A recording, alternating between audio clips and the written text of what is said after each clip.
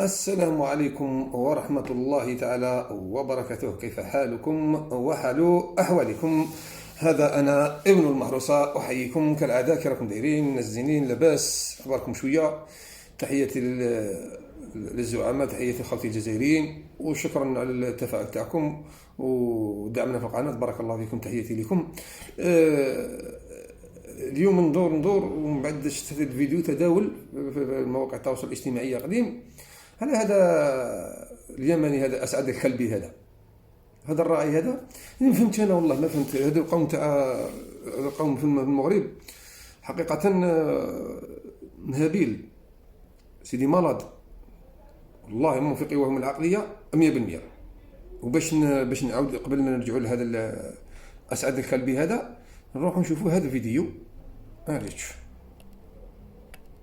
فيديو معروف بصح لازم نشوفوه. نبغي نشوف هذا الفيديو، مش عارف علاه.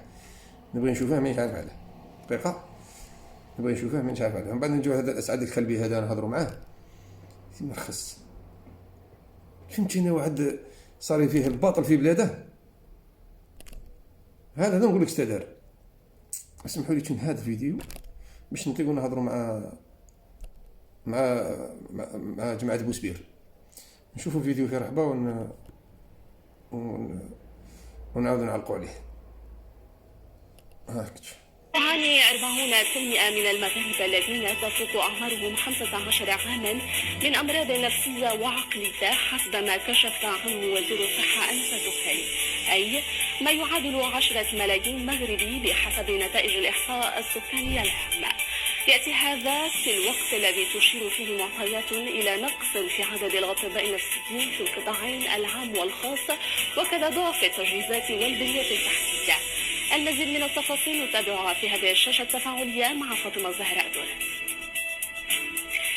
مرحبا هجار، مرحبا بكم مشاهدينا الكرام.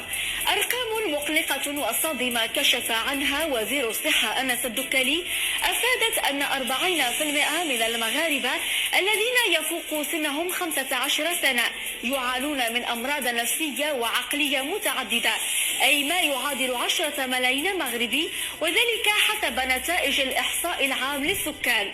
وزير الصحة أكد أن 26% يعانون من الاكتئاب، و9% من اضطرابات القلق، و5% يعانون من اضطرابات ذهنية، و1% من الفصام أو سكيزوفرينيا.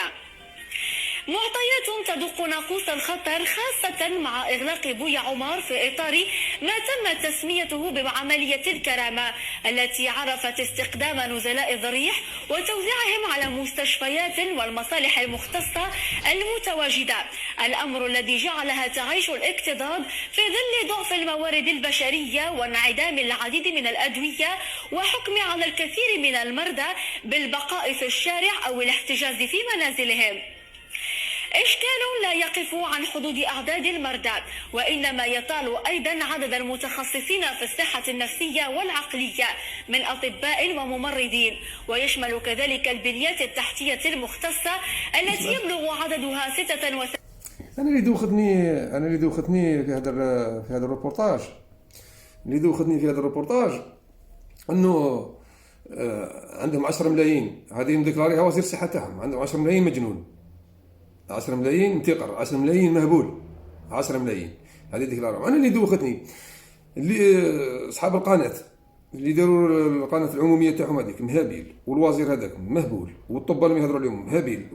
قال لك احنا شوف الهبال تاع الهبال. كاين الهبال مور الهبال. عندهم 10 ملايين مريض، هذه اللي مديكلارينها. اليوم عندهم 30 مليون مريض مهبول.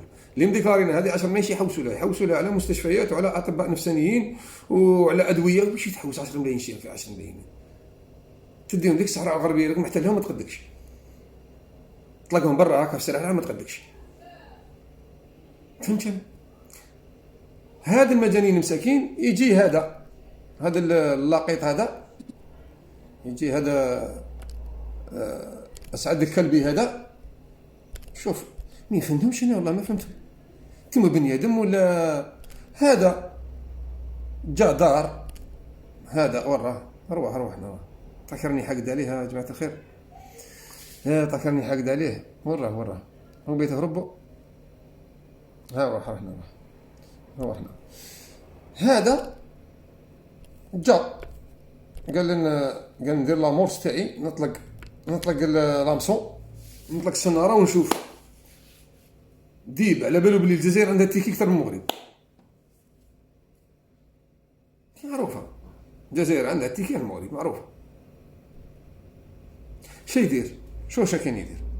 كان يجي يحوس كاش ما ينافيقي من عند الجزائريين. شو اقحام انك من آل البيت وأنك من آل النبوة وأنه نسلك يعود للنبي صلى الله عليه وسلم. أنا شخصيا أعتبر قول محمد السادس هذا إذا يجي يقول أنا النبي جدي وأنا أمير المؤمنين، والله أن هذه إساءة للنبي صلى الله عليه وسلم لا تقل عن إساءة ماكرون الفرنسي، لأنك تسيء للنبي صلى الله عليه وسلم. تسيء يعني إذا تريد أن تقول أنك احنا لا، أنا هنا لا أعبث بالأنساب ولا يعني أناقش الأنساب، يعني ما أدري هو من آل البيت صدق ولا من آل البيت كذب ولا من آل الحوش ولا ما هي قضيتي. أنا هنا في مسألة أن أؤكد للجميع أن هذه إساءة للنبي صلى الله عليه وسلم، فما فيش داعي حتى لو أنت من آل النبي فعلا انطم واسكت يا محمد السادس، انطم واسكت، لأنك الآن هذا جاب لي ربي كان ينتظر أنه تتصل به المخابرات الجزائرية وتصل به قيادة الجزائر أو سريا هم يدبر راسه ويقول له دي كونتيني. هو غلط. سياسة الجزائر ماشي هذه هي سياسة الجزائر، مش سياسة تاع بيغاسيس وتاع رشوة جنسية وتاع تصوير كاع البشر اللي داخلين عندهم في المغرب في دوك لي زوتيل ودوك المراكز والديتا والدلو، راك تعرف ماشي كيف غلط في حساباته. الجزائر عندها كاع مال الدنيا ما تعطيكش 20 دور، لأنه لا دخل لك في القضية. تما تجي لا في عرضها لا في طولها.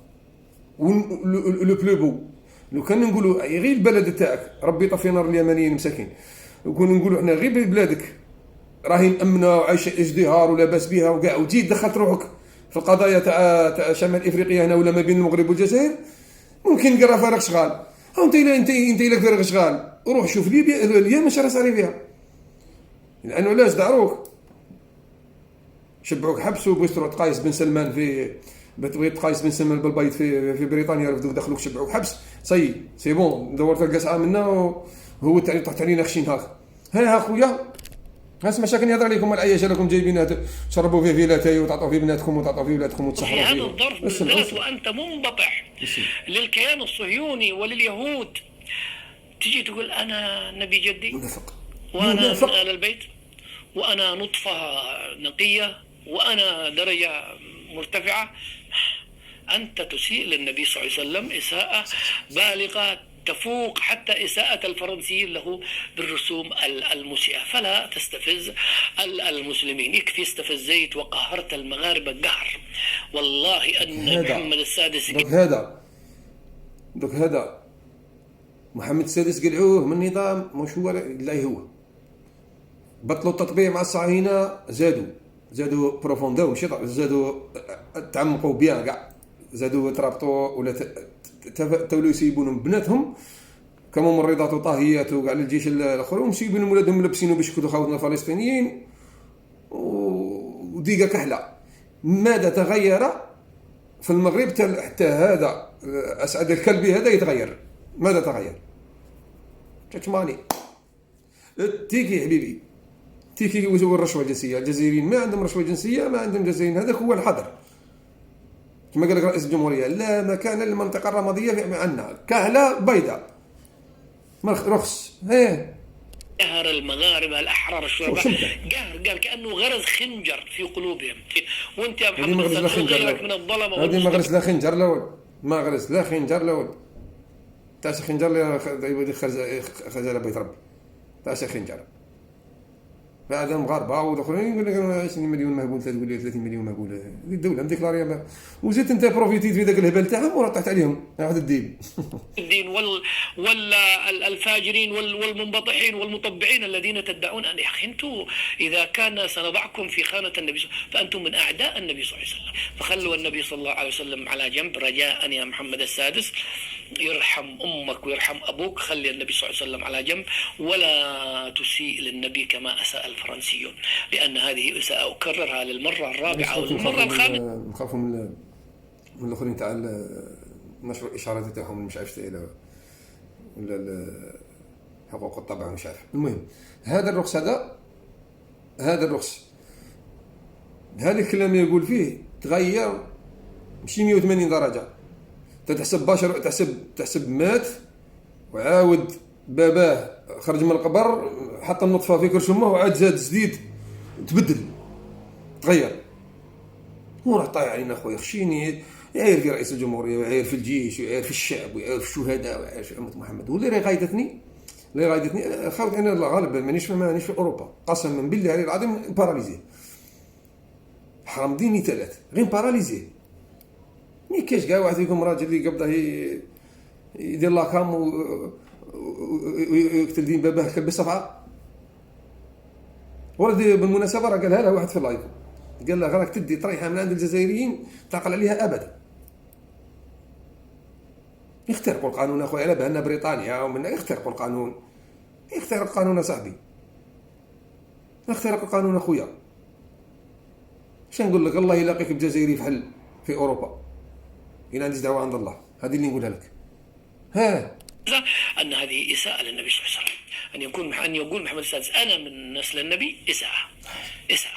شرط تدير عنده واحد الحلوف، شرط تدير عنده طبل له زغرت له. يا خويا شا تهضر وش تقول؟ لا يشرف النسب أو النسب النبوي وبيت النبوة أن تكون لعنة الله عليك أنت. وهذا لك مسميه أنت ضرب طايح النخشي، مسميه أمير المؤمنين. في واحد أكبر ليفرير تاع سطلة في العالم، أكبر مصدر تاع حشيش في العالم وتاع دعارة في العالم، أمير المؤمنين. مع أن الصهاينة اللي داروا الباطل في النبي عليه الصلاة والسلام اللي ادعى بأنه جده. وكانوا نقعدوا نهضروا ما نكملوش. تحياتي لكم جماعة الناس الزينين، بارك الله فيكم، يطول عمركم، الى الملتقى ان شاء الله. تفاعلوا معنا وبارطاجيو وانشروا ودير لايك، وإلا ما عجبتك دير ديسلايك. وتحياتي لكم، شكرا جزيلا.